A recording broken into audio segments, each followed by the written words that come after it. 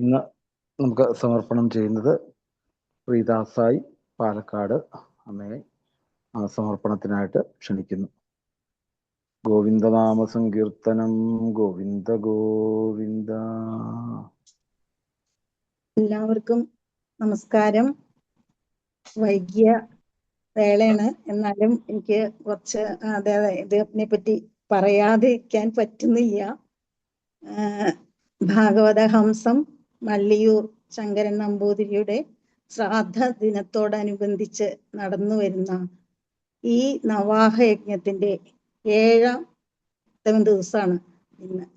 അതും പതിവ് പോലെ രാവിലെ 5:15 ഗണപതി ഹോമം തുടങ്ങി. ഭാഗവത ഗീതത്തിലൂടെ മാത്രമേ അത് പൂർണ്ണമാവുള്ളൂ. അപ്പൊ അങ്ങനെ അതിന്റെ തുടർന്ന് ആദ്യമായിട്ട് ഇന്നത്തെ പാരായണം, ഭാഗവത പാരായണം വനജായം നായരാണ് തുടക്കം കുറിച്ചത്. പിന്നെ നമ്മുടെ പ്രഭാഷണങ്ങള് എങ്ങനെ അതിനെപ്പറ്റി പറയേണ്ടതെന്ന് എനിക്കറിയില്ല. അത്രയും എന്താ പറയാ, അത്രയും നന്നായിട്ട് എല്ലാവരും വളരെ ഭംഗിയായിട്ട് പറഞ്ഞു. പിന്നെ ഓരോ പ്രഭാഷണങ്ങളും ഇങ്ങനെ കേൾക്കുന്തോറും അതില് ഓരോന്നോരോന്നും നമുക്ക് അതിൽ നിന്ന് മനസ്സിലാക്കാനും ഒക്കെ ഉള്ളത് കിട്ടുന്നുണ്ട്. പിന്നെ ആദ്യത്തെ പ്രഭാഷണം, 2ാമത്തെ പ്രഭാഷണവും ഇത്തവണ ഇന്ന് നമുക്ക് കിട്ടിയത് ആചാര്യനായ മനോജിൽ തന്നെയാണ്. അത് രണ്ടും ഇനിയിപ്പൊ അതിനെ പറ്റിയിട്ട് ഒന്നും തന്നെ പറയാനില്ല. ആദ്യത്തെ എന്താ പറയാ, ഉദ്ധവൻ ഗോകുലത്തിൽ ചെന്നിട്ട് നന്ദഗോപനെയും യശോദയെ ആശ്വസിപ്പിക്കുന്നത് അല്ലെങ്കിൽ സമാധാനിപ്പിക്കുന്നത് സംബന്ധിച്ചുള്ള ഒരു വിശദീകരണം. എല്ലാ ശ്ലോകവും ഇങ്ങനെ ഓരോ ശ്ലോകത്തിലൂടെയും വായിച്ചിട്ട് അതിൻ്റെ അർത്ഥം വിസ്തരിച്ച് നമുക്കിങ്ങനെ പറഞ്ഞു തരാൻ, നമുക്കത് കേൾക്കാനും ഉള്ള സാഹചര്യം ഇങ്ങനെ ഒരു ആചാര്യനെ നമുക്ക് ലഭിച്ചത് തന്നെ നമ്മുടെയൊക്കെ മുജ്ജമ്മ സുഹൃതം എന്ന് വേണം പറയാൻ. പിന്നെ ഒരു സപ്താഹ വേദിയിലും നമുക്ക് ഇങ്ങനെ വിശദമായിട്ടൊന്നും ഇങ്ങനത്തെ ഒരു വിവരണം കിട്ടില്ല. അത് നമുക്ക് ഈ ഉപാസനയിലൂടെ ആണെങ്കിലും നമുക്ക് എല്ലാ ദിവസവും ഉള്ള ദിവസങ്ങളിൽ വളരെ ഭംഗിയായിട്ട് നമുക്ക് കിട്ടുന്നുണ്ട്. പിന്നെ ഓരോ കാര്യങ്ങളും എടുത്തെടുത്ത് പറഞ്ഞു തന്ന് നന്ദഗോപൻ പറഞ്ഞ കാര്യങ്ങള്, പിന്നെ ഉദ്ധവനോട് ഇങ്ങനെ ഈ കണ്ണനെ പറ്റിയിട്ടുള്ള ഓരോ കാര്യങ്ങൾ പറഞ്ഞ് വിഷമിച്ചതിനൊക്കെ സമാധാനാക്കിയ ആ ഒരു ഇതും എല്ലാം വളരെ എന്താ വെച്ചാൽ നമ്മളൊരു ഗോകുലത്തിലേക്ക് ഇങ്ങനെ നമ്മൾ അതിന്റെ നടുക്കലിരുന്നിട്ട് നമ്മളും അതൊക്കെ കാണുന്ന പോലെ തോന്നി. പിന്നെ 2ാമത്തെ ഭ്രമരഗീതം, പിന്നെ ഗോപികൾക്ക് ഇങ്ങനെ വണ്ടിനെ ഉപമിച്ചിട്ട് പറയുകയാണെങ്കിലും അത് ഭഗവാൻ കൃഷ്ണനെ തന്നെ ഉദ്ദേശിച്ചിട്ട് ഓരോന്നോരോന്നും അവരുടെ വിഷമങ്ങൾ പറയുന്നു, അതിനെപ്പറ്റി പിന്നെ തിരിച്ചു പറയുന്നു. അതും ഇതേപോലെ തന്നെ ഒന്നും പറയാനില്ല. നമ്മുടെയൊക്കെ എന്താ പറയാ, ഇതിലൊക്കെ പറയണ പോലെ അഹോഭാഗ്യം തന്നെ വേണം പറയാൻ. പിന്നെ അത് കഴിഞ്ഞിട്ട് പിന്നെ നമുക്ക് 2ാമത്തെ പ്രഭാഷണം ഉണ്ടായത് നമ്മുടെ സീത ടീച്ചറാണ്. സീത ടീച്ചറെ ഞാൻ ഇതിൽ കൂടെ ഇങ്ങനെ ധാരാളം ഇങ്ങനെ കണ്ടു. അതേപോലെ പാരായണങ്ങളൊക്കെ ഞാൻ കേട്ട് നല്ല ഒരു ആസ്വദിക്കാറുള്ളതാണ്. അപ്പൊ ഇന്ന് ഏതായാലും അവരുടെ പ്രഭാഷണം ടീച്ചറുടേതായ എന്താ പറയാ, ടീച്ചർ നമ്മളുടെ കുട്ടികൾക്ക് നമുക്ക് എങ്ങനെ മനസ്സിലാക്കി തരുമോ ആ ഒരു പാടവത്തോടെ നമുക്കത് എടുത്തെടുത്തിട്ട് ഓരോ കാര്യങ്ങളും പറഞ്ഞ് പിന്നെ അതിന്റെ വിഷയം ഹസ്തിനപുരത്തിൽ പോവാൻ വേണ്ടിയിട്ട് നമ്മുടെ കൃഷ്ണനും ബലരാമനും കൂടി നിർദ്ദേശിച്ചനുസരിച്ചിട്ട് ഉദ്ധവൻ പോവാണ്. ഉദ്ധവനല്ലേ? അതെ. ആ പോണ സമയത്ത് പിന്നെ അക്രൂരനാണ് പോണത്. അക്രൂരൻ എന്നിട്ട് അവിടെ ചെന്നിട്ട് പിന്നെ പറഞ്ഞതും അവിടെ ചെന്നിട്ടുള്ള അവിടുത്തെ ക്ഷേമാന്വേഷണവും അത് കഴിഞ്ഞിട്ടുള്ളതും ഒക്കെ വളരെ നന്നായിട്ട് വളരെ ഭംഗിയായിട്ട് എന്താ പറയാ വളരെ വ്യക്തമായിട്ടും പറഞ്ഞു. ഓരോ ശ്ലോകങ്ങളും അതിൽ പ്രധാനപ്പെട്ട ശ്ലോകങ്ങളെ നമ്മൾ ഓരോ ദിവസവും ജീവിതത്തിൽ ചൊല്ലണം. അങ്ങനെ അതേപോലെ നമ്മൾ ഒറ്റയ്ക്ക് വന്നിട്ട് ഒറ്റയ്ക്ക് തന്നെയാണ് മടങ്ങണതെന്നും നമ്മൾ ഒറ്റയ്ക്ക് വന്ന് കൂട്ടത്തിൽ കൂടി ഒറ്റയ്ക്ക് തന്നെ പോകണം. അതാണ്. അപ്പൊ അതുകൊണ്ട് നമുക്ക് എല്ലാവർക്കും പകർത്താൻ പറ്റുന്നത് എന്തൊക്കെയാണെന്ന് വെച്ചാല് സമഭാവം വേണം, ഭക്തി വേണം, സ്നേഹം വേണം, ധർമ്മം വേണം, ഭാവം, വിനയം എല്ലാം നമ്മുടെ ജീവിതത്തിൽ പകർത്താൻ നമുക്ക് സാധിക്കണം. ഭഗവാനെ നല്ലോണം ആശ്രയിക്കും വേണം. ഒരു ഭരണാധികാരിക്ക് രാജ്യനീതി അറിഞ്ഞ് ഭരിക്കാൻ കഴിയണം എന്ന് വരെ ആ പ്രഭാഷണത്തിലൂടെ നമുക്ക് അനുഭവിച്ചറിയാൻ കഴിഞ്ഞു. അതേപോലെ ഒരാളോട് അധിക സ്നേഹം പാടില്ല, അമിതമായിട്ടുള്ള സ്നേഹം നല്ലതല്ല എന്ന് പറയുന്നു.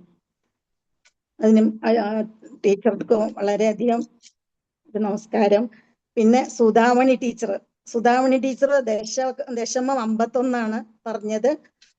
അതും ഒരു ടീച്ചർ തന്നെയാണ്. ആ ടീച്ചറും വളരെ നന്നായിട്ട് അവതരിപ്പിച്ചു.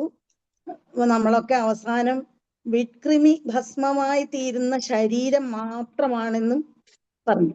മുജുകുന്ദ സ്ഥിതി ശ്ലോകങ്ങൾ എടുത്ത് പറഞ്ഞു. ഒരു നല്ല എഴുത്തുകാരിയും കൂടിയാണ് ആ ടീച്ചർ. അപ്പൊ ആ ടീച്ചർക്കും നമസ്കാരം. പിന്നെ ഉച്ച തിരിഞ്ഞിട്ടാണ് പിന്നെ പ്രഭാഷണം. അതിന്റെ ഇടയിലുള്ള വായനയെ പറ്റിയിട്ട് ഒക്കെ പറയുകയാണെന്നുണ്ടെങ്കിൽ വായന, കീർത്തനങ്ങളല്ലാതെ എല്ലാം വളരെ നന്നായിട്ട് ഇപ്പൊ വായിക്കാനാണെങ്കിലും ഒരു തെറ്റുകൂടാണ്ട് വായിക്കാൻ പറ്റും. അഥവാ ഏതെങ്കിലും അക്ഷരം തെറ്റിയാൽ നമ്മുടെ ആചാര്യൻ അതപ്പം തന്നെ തിരുത്തി തരുന്നുണ്ട്. പിന്നെ ഉച്ചതിരിഞ്ഞിട്ടുള്ള പ്രഭാഷണം ആദ്യത്തെ ശ്രീമതി വിജയലക്ഷ്മി വി.കെ. ആയിരുന്നു. ദശമ 66 പൗണ്ഡ്രകന് സായുജ്യ മുക്തി കൊടുത്തത്. വളരെ സൗമ്യമായ ഒരു പ്രഭാഷണമായിരുന്നു. പിന്നെ അതിലും അതേ വിശദമായിട്ട് പറഞ്ഞ് ഫലശ്രുതി വരെ വ്യക്താക്കിയിട്ടുണ്ട്. ഇത് കേൾപ്പിക്കുകയോ ആരെങ്കിലും ചെയ്യുന്നവർ അവർക്ക് സർവ്വപാപങ്ങളിൽ നിന്നും മുക്തി കിട്ടാൻ സാധിക്കും എന്ന് പറയണം. പിന്നെ പറഞ്ഞത് ശ്രീമതി ലതാ ശ്രീനിവാസൻ ദശമ 75 പറഞ്ഞു, രാജസൂയം. അതിനെ പറ്റിയിട്ട് ഒന്നും പറയാനില്ല. എന്ന് വെച്ചാൽ അത്രയും ആമുഖത്തോടെ പറഞ്ഞു തുടങ്ങിയ ആ പ്രഭാഷണം അങ്ങനെ ഒഴുകിയിട്ട് നമ്മുടെ കാതുകളിലേക്ക് എത്തിച്ചു ആ അമ്മ. ആർത്തി കൊണ്ടൊന്നും നേടാൻ ശ്രമിക്കരുത്, അങ്ങനെ നേടിയാൽ തന്നെ അത് അന്യാധീനപ്പെടും. സ്വന്തം മക്കളെ നല്ല രീതിയിൽ വളർത്തണം എന്നുള്ള ഒരു ഉപദേശ രൂപേണയുള്ള ഒരു ഇതുണ്ടായിരുന്നു.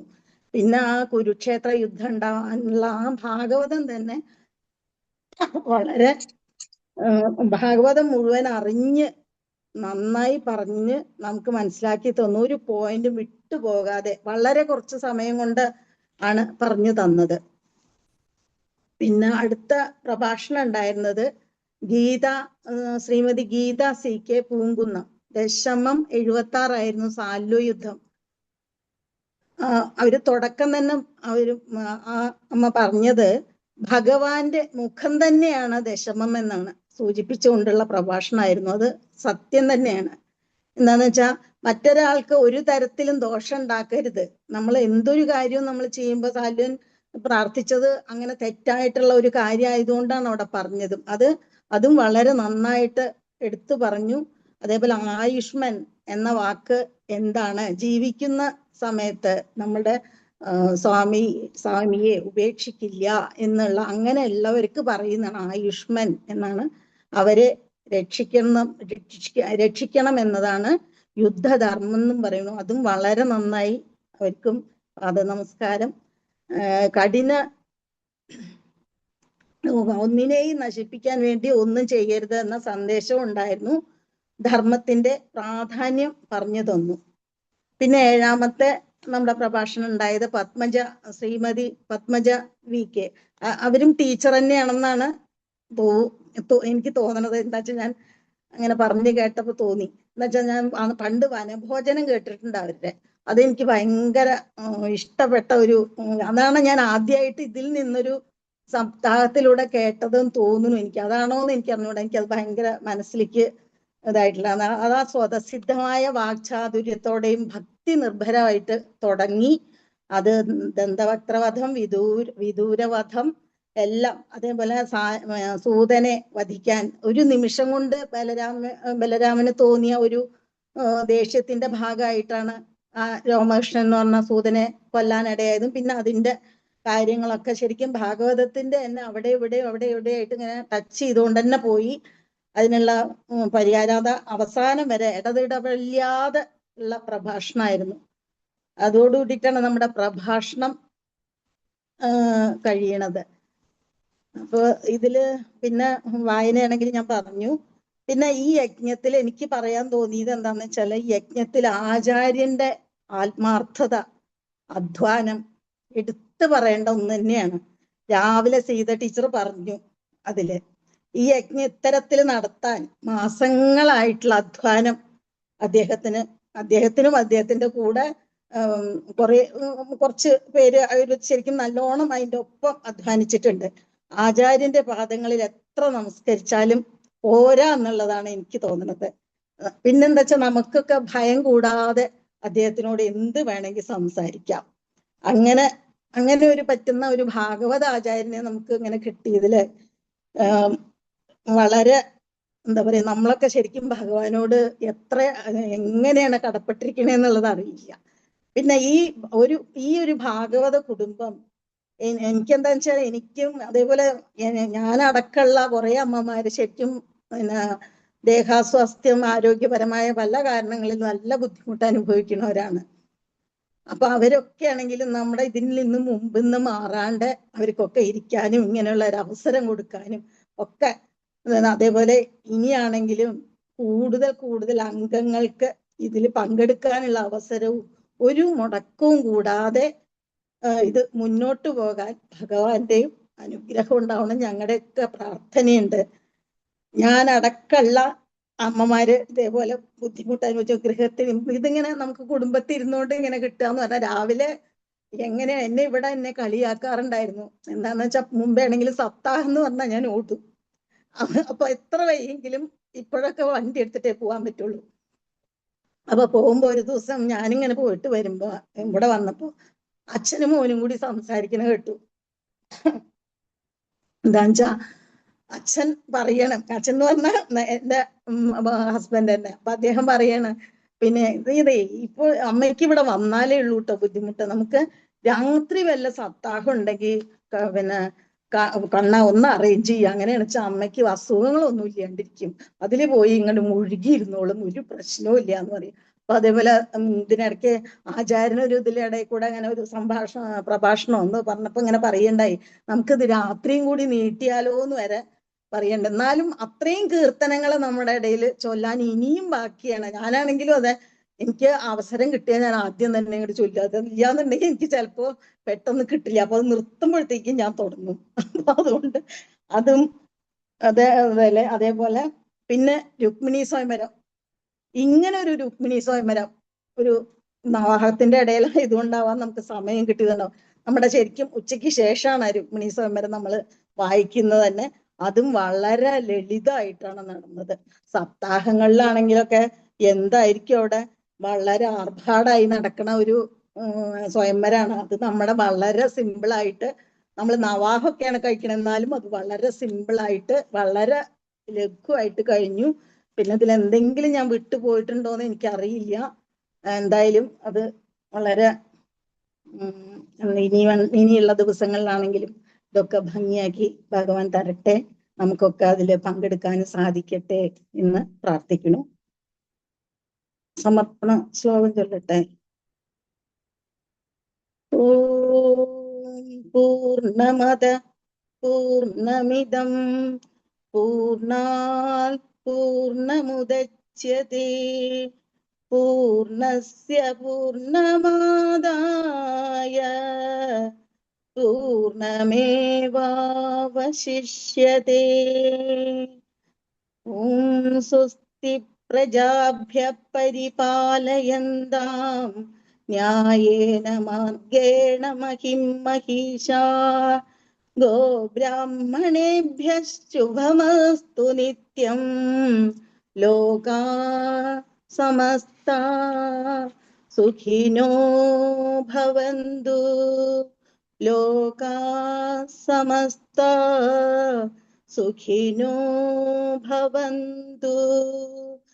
സർവേ ഭവന്തു സുഖിനഃ സർവേ സന്തു നിരാമയാഃ സർവേ ഭദ്രാണി മിത്രാണി പശ്യന്തു മാ കശ്ചിത് ദുഃഖഭാഗ് ഭവേത്. കായേന ഓം ശാന്തി ശാന്തി ശാന്തി. കായേന വാചാ മനസേന്ദ്രിയൈർവാ ബുദ്ധ്യാത്മനാ വാ പ്രകൃതേ സ്വഭാവാത് കരോമി യत् സകലം പരസ്മൈ നാരായണായേതി സമർപ്പയാമി. സർവം നാരായണായേതി സമർപ്പയാമി. ഹരേ കൃഷ്ണ. ഗോവിന്ദനാമ സങ്കീർത്തനം. ഗോവിന്ദ ഗോവിന്ദ. നാരായണീയാരതി നളിനി നീലാണ്ടൻ ഏറ്റുമാനൂര്.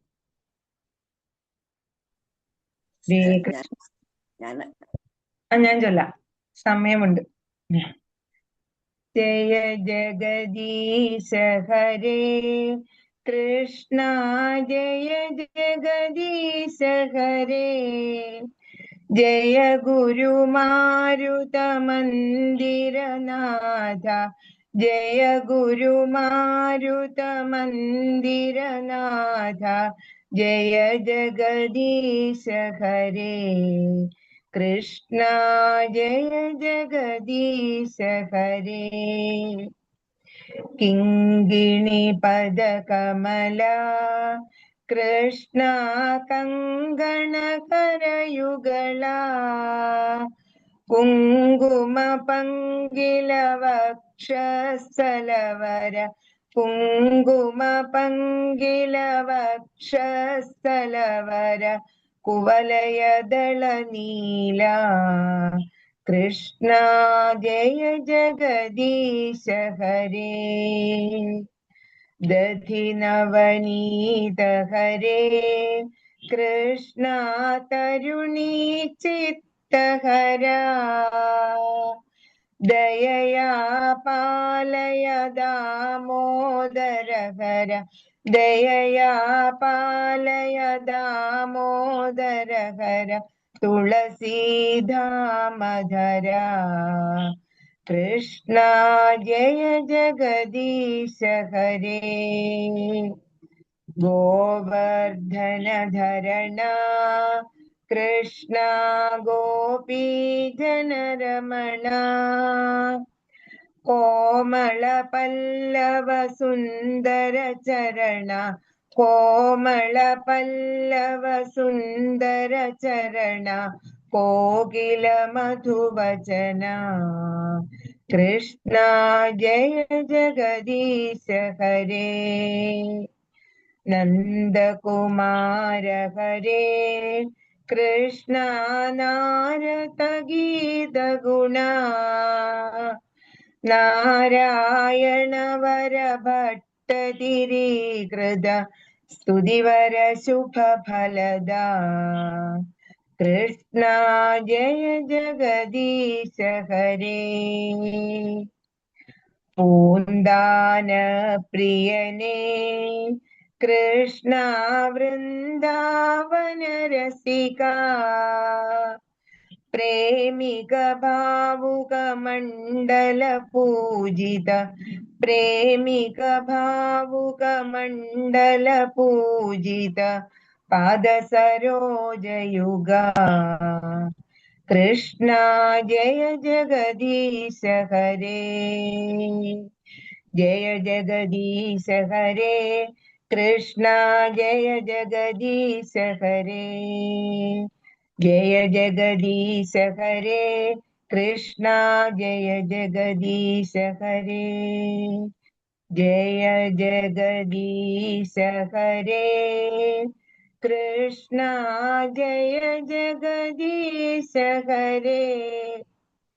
ജയ ഗുരുമാരുത മന്ദിരനാഥ, ജയ ജഗദീശ ഹരേ കൃഷ്ണ, ജയ ജഗദീശ ഹരേ. ഗാന ലക്ഷ്മൺ ആണ്. ലക്ഷ്മി നാരായണൻ ആണ് അടുത്ത ഭാഗവതാരതി. ഡൽഹിയിൽ നിന്നും ഗാന ലക്ഷ്മി നാരായണൻ. ജയ ജയ ഭാഗവത ദേവാ, ജയ ജയ ഭാഗവത. ജയ ജയ രാധാ കൃഷ്ണ സ്വരൂപ, ജയ ജയ ഭാഗവത ദേവാ, ജയ ജയ ഭാഗവത. പടുതര ഭരുഭൂമൗ ചരതാം പതി പതി പരിപതതാം, പ്രതിപതലലിതം ത്വാം ത്യക്ത്വാ പരമസുഖം കുതഃ. ദേവാ ജയ ജയ ഭാഗവത. പരമപദേ ഭഗവാൻ ഭക്ത പരിപാലന ഗുണവാൻ, കമലഭവായ കൃപയാ ത്വാം നിജ കമലമുഖേന ദദൗ. ദേവാ ജയ ജയ ഭാഗവത. നവനവരസഭരിതം ദിവ്യം നരയണമുഖഗലിതം, നളിനാസനദേവ പ്രദദൗ നാരദമുനയേ ത്വാം. ദേവാ ജയ ജയ ഭാഗവത. ആലോഢ്യാഖിലശാസ്ത്രം ഭഗവാൻ അനവാപ്യ മനഃശാന്തിം, ആസ്വാദ്യാതുലരസം തേ ശാശ്വതം ആനന്ദമാപപരം. ദേവാ ജയ ജയ ഭാഗവത. നിഗമാന്തതരോർഗളിതം മധുരം നിരവത്യപതലസിതം, നിർഗുണനിഷ്ഠോ അഭിശ്രീശുഭോ നിത്യം പിബതി ത്വാം. ദേവാ ജയ ജയ ഭാഗവത. കലിമലഹരണം ത്വാം ശ്രുത്വാ കൈവല്യസുഖപ്രദം, കൃഷ്ണ പ്രേമ നിമഗ്നോ രാജ കൃഷ്ണപദാംബുജമാപ. ദേവാ ജയ ജയ ഭാഗവത. ജയ ജയ ഭാഗവത ദേവാ, ജയ ജയ ഭാഗവത. ജയ ജയ രാധാ കൃഷ്ണ സ്വരൂപ, ജയ ജയ രാധാ കൃഷ്ണ സ്വരൂപ, ജയ ജയ ഭാഗവത ദേവാ, ജയ ജയ ഭാഗവത. ശുഭം ഭൂയാത്.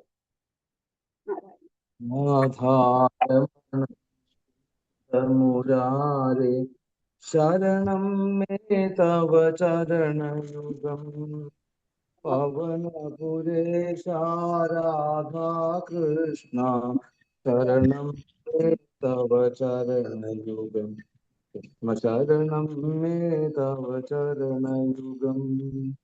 ദേവി മഹേശ്വരി പാർവതി ശങ്കരി ശരണം മേ തവ ചരണയുഗം, സാംബ സദാശിവ ശംഭോ ശങ്കര ശരണം മേ തവ ചരണയുഗം, കൃഷ്ണ ശരണം മേ തവ ചരണയുഗം. രുക്മിണി വല്ലഭ ശ്രീഹരി കൃഷ്ണ ശരണം മേ തവ ചരണയുഗം, പ്രഹ്ലാദ പ്രിയ നരഹരി രൂപ ശരണം മേ തവ ചരണയുഗം, കൃഷ്ണ ശരണം മേ തവ ചരണയുഗം.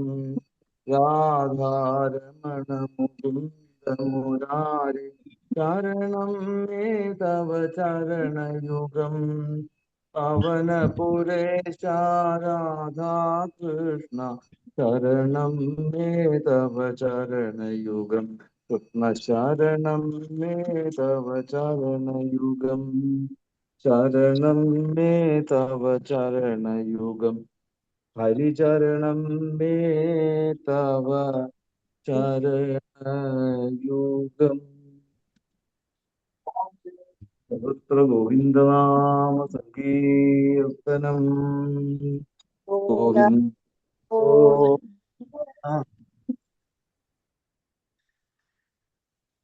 ഹരേ രാമ ഹരേ രാമ രാമ രാമ ഹരേ ഹരേ, ഹരേ കൃഷ്ണ കൃഷ്ണ കൃഷ്ണ ഹരേ ഹരേ, ഹരേ രാമ രാമ രാമ ഹരേ ഹരേ, ഹരേ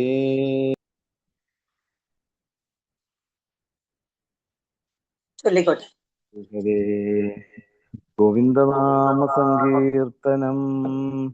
ഗോവിന്ദ ഗോവിന്ദ. അതുപോലെ നമുക്ക് രാവിലെ നമ്മൾ ആ സച്ചിദാനന്ദ സ്വരൂപമായിട്ടുള്ള കണ്ണനെ ഒന്ന് കാണുക പതിവ് ഉണ്ട് നമ്മുടെ ധ്യാനത്തിലൂടെയൊക്കെ. അതുപോലെ തന്നെ ഇതും നമുക്ക് ഒന്ന് ധ്യാനം ചെയ്ത് തന്നെ ആസ്വദിക്കാം. യശോദാമ്മ കണ്ണനെ കഥകൾ പറഞ്ഞു കൊടുത്ത് നെൽപ്പീലി ചൂടിച്ച് ആ വാലിട്ടെഴുതിയ കണ്ണ്, പിന്നെ അരമണികള്, ആ കൊലുസ്, പീതാംബരപ്പട്ട്, അമ്പരം, ഓടക്കുഴല് ഇതെല്ലാം കൊടുത്ത് ആ മാറത്ത്, യശോദയുടെ മാറത്ത് കിടക്കുന്നതായിട്ടുള്ള കണ്ണൻ അനിത്യ ബ്രഹ്മാനന്ദം അനുഭവിച്ചതായിട്ടുള്ള യശോദയ്ക്ക് കിട്ടിയിട്ടുണ്ടെങ്കിൽ നമുക്കും ഈ ഒരു പാട്ടിലൂടെ ആ കണ്ണനെ ഉറക്കി നമുക്ക് നാളെ ഉണർത്താൻ ശ്രമിക്കാം. ഗോവിന്ദനാമ സങ്കീർത്തനം. ഗോവിന്ദ ഗോവിന്ദ. കാർമുകിൽ വർണ്ണനെ പാടിയുറക്കാം, പൊന്നോമൽ കവിളിലൊരുമ്മ നൽകാം. കാർമുകിൽ വർണ്ണനെ പാടിയുറക്കാം, പൊന്നോമൽ കവിളിലൊരുമ്മ നൽകാം. വാർമുടി തന്നിൽ ഉണ്ണിക്കു ഞാനൊരു പീലിപ്പു ചേലിൽ തിരുകി വയ്ക്കാം. വാർമുടി തന്നിൽ ഉണ്ണിക്കു ഞാനൊരു പീലിപ്പു ചേലിൽ തിരുകി വയ്ക്കാം. കാൽത്തള കൊഞ്ചുമ്പോൾ പുഞ്ചിരി തൂകിയൻ താമരക്കണ്ണ ചായുറങ്ങൂ എൻ്റെ പൊന്നുണ്ണിക്കണ്ണ ചായുറങ്ങൂ. കാൽത്തള കൊഞ്ചുമ്പോൾ പുഞ്ചിരി തൂകിയൻ താമരക്കണ്ണ ചായുറങ്ങൂ എൻ്റെ പൊന്നുണ്ണിക്കണ്ണ ചായുറങ്ങൂ. കാർമുകിൽ വർണ്ണനെ പാടിയുറക്കാം, പൊന്നോമൽ കവിളിലൊരുമ്മ നൽകാം. രാവേറെയായിൻ്റെ കണ്ണ വേഗം രാമേട്ടനോടൊപ്പം നീയുറങ്ങ്. രാവേറെയായില്ലേ കണ്ണ വേഗം രാമേട്ടനോടൊപ്പം നീയുറങ്ങ്. നറുവെണ്ണ വേണ്ടോള മുണ്ടതല്ലേ ആവോളം ചാടിത്തിമേർത്തതല്ലേ.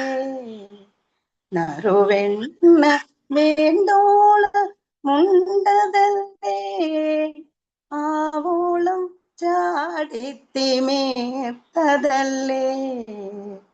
ചാഞ്ചക്കം ചാഞ്ചക്കം ചൊല്ലുന്ന താളത്തിൽ താമരക്കണ്ണ ചായുറങ്ങൂ എൻ്റെ പൊന്നുണ്ണിക്കണ്ണ ചായുറങ്ങൂ. ചാഞ്ചക്കം ചാഞ്ചക്കം ചൊല്ലുന്ന താളത്തിൽ താമരക്കണ്ണ ചായുറങ്ങൂ എൻ്റെ കണ്ണ ചായുറങ്ങൂ. കാർമുകിൽ വർണ്ണനെ പാടിയുറക്കാം പൊന്നോമൽ കവിളിലുമ്മ നൽകാം. യമുന തന്നോളത്തിൽ കണ്ണ നാളെ കൂട്ടരോടൊപ്പം നീന്തിടണ്ടേ. പൈക്കളെ മേയ്ക്കുവാൻ പോകേണ്ടേ ചെന്നു കാട്ടില ഭോജനം പങ്കിടണ്ടേ. പൈക്കളെ മേയ്ക്കുവാൻ പോകേണ്ടേ ചെന്നു കാട്ടില ഭോജനം പങ്കിടണ്ടേ. ചാഞ്ചക്കം ചാഞ്ചക്കം ചൊല്ലുന്ന താളത്തിൽ താമരക്കണ്ണ ചായുറങ്ങൂ എൻ്റെ പൊന്നുണ്ണിക്കണ്ണ ചായുറങ്ങൂ. കാർമുകിൽ വർണ്ണനെ പാടിയുറക്കാം പൊന്നോമൽ കവിളിലും രൂപ നൽകാം. വാർമുടി തന്നിൽ ഉണ്ണിക്കു ഞാനൊരു പീലിപ്പു ചേലിൽ തിരുകി വയ്ക്കാം. കാൽത്തള കുഞ്ചുമ്പോൾ പുഞ്ചിരി തൂകിയൻ താമരക്കണ്ണ ചായുറങ്ങൂ എൻ്റെ പൊന്നുണ്ണിക്കണ്ണ ചായുറങ്ങൂ. പൊന്നുണ്ണിക്കണ്ണ ചായുറങ്ങൂ എൻ്റെ പൊന്നുണ്ണിക്കണ്ണ ചായുറങ്ങൂ.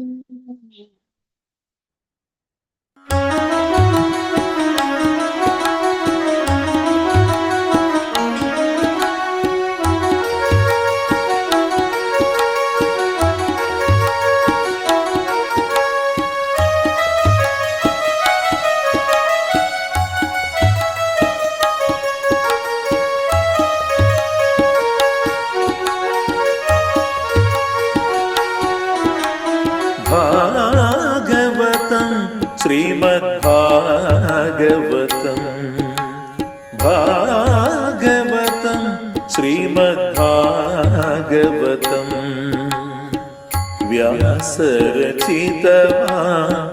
വാങ്മയതീർത്ഥം വിശ്വമടങ്ങു വിരാട് ഭാവം ആ ഭക്തിയുണരുന്ന ജപമന്ത്രമായി ഓം നമോ ഭഗവതേ വാസുദേവായ.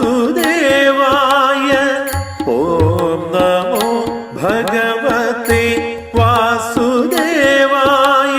ഭാഗവതം ശ്രീമദ് ഭാഗവതം ഭാഗവതം ശ്രീമദ് ഭാഗവതം.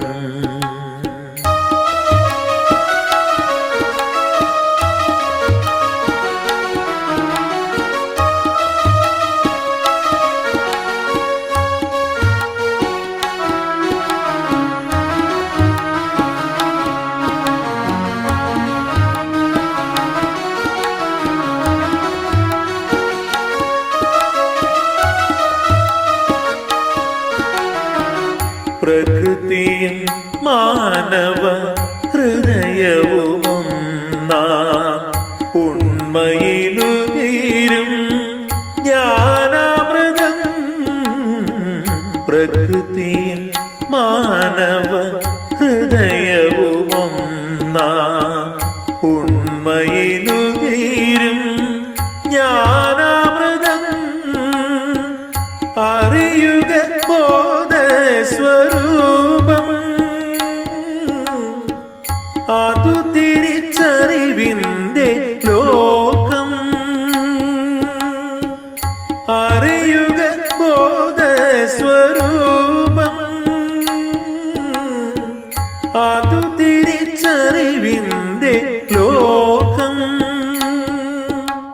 സനാതനം ഇതു സനാതനം സനാതനം ഇതു സനാതനം ഭാഗവതം ശ്രീമദ്ഭാഗവതം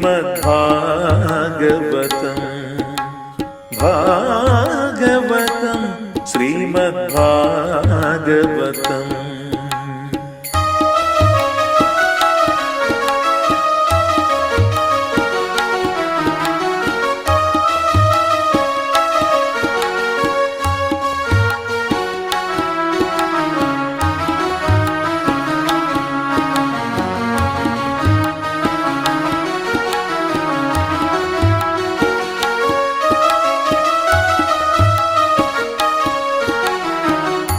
ധർമ്മവും പരമമാ സത്യവുമൊന്നാം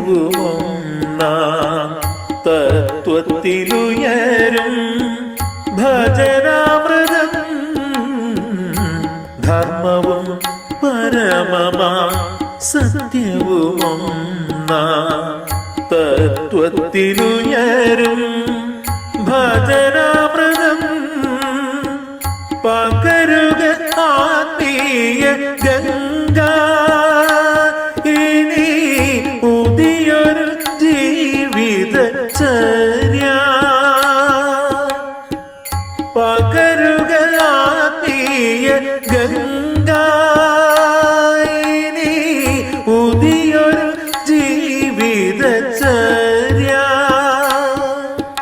സനാതനം ഇതു സനാതനം സനാതനം ഇതു സനാതനം ഭാഗവതം ശ്രീമദ്ഭാഗവതം ഭാഗവതം ശ്രീമദ്ഭാഗവതം വ്യാസരചിതമാ വാങ്മയതീർത്ഥം വിശ്വമടങ്ങുമി വിരാട് ഭാവം ആ ഭക്തിയുണരുന്ന ജപമന്ത്രമാ സത്യം പരം ധീമഹി സത്യം പരം ധീമഹി സത്യം പരം ധീമഹി